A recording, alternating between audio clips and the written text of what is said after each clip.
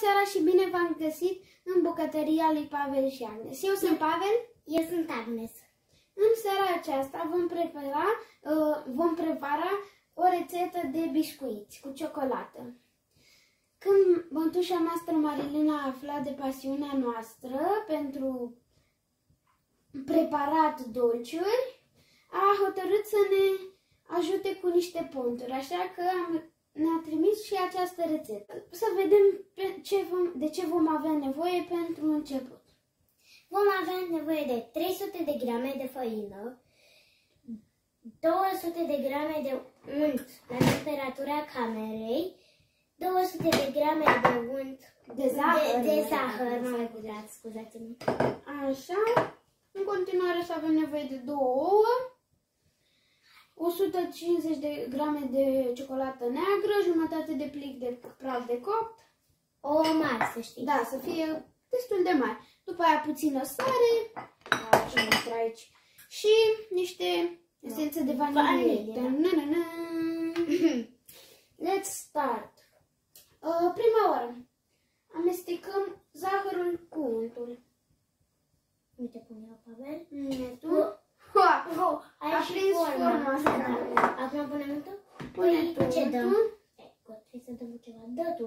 Cu lingura, Agnes, stai așa, doar un pic o să nu te untul, da. La temperatura camerei, îl vom mixa cu zahărul. Da. Noi avem zahăr. Să ținem la data trecută, mixăm așa. Trebuie să mixăm până se face o cremă.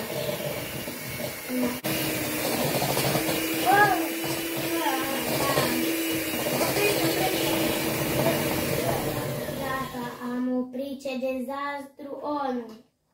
Iată, arată-te și prietenilor noștri cum arată. Ar trebui să arate.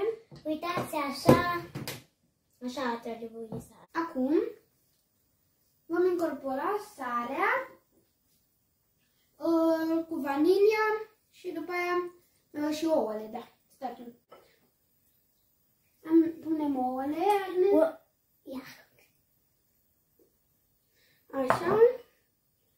Rășnim de 2 ori, 1, 2, 3, am rășnit și niște sare. După aia ce facem? Punem și esența de vanilie. Întâi luați mixerul la o viteză foarte mică, îl puneți deja aici. Cea mai mică, mixați. Trebuie să obțineți o cremă. Tu și de sare de sus. Așa arată și celor care se uită. Aici așa, exact așa trebuie să arate. Punem mai de făina. Praful de făină cu praful de copt. Vom avea nevoie de o spatulă ca să amestecăm. Să venim pe pe dă-mi să amestecăm. Vom turna treptat făina. Da. Ok. Când amesteci. Ascult pe tine, că eu nu prea știu rețeta. Răbdare. Agnes, ce faci? Răbdare. Da, poți să am oprit. Ciocolată delicioasă. Să punem așa să nu cadă. Da. Uitați, așa te să arate. Se vede. Miau. N-arată rău. Uitați. După aia va trebui să adăugăm ciocolata neagră. Atât de mică trebuie să fie. Trebuie să fie niște bucăți foarte mici, vedeți? Hai, cam așa. Ai răbdare? Nu știu. Așa, ai răbdare, că nu știu. Dar e pot. Ce s-a întâmplat în misterul? Gata?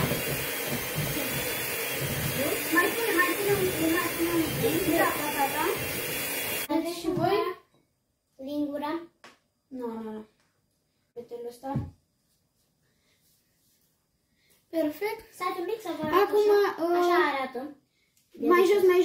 Mai jos, că trebuie să puneți cuptorul să preîncălziți la 175 de grade.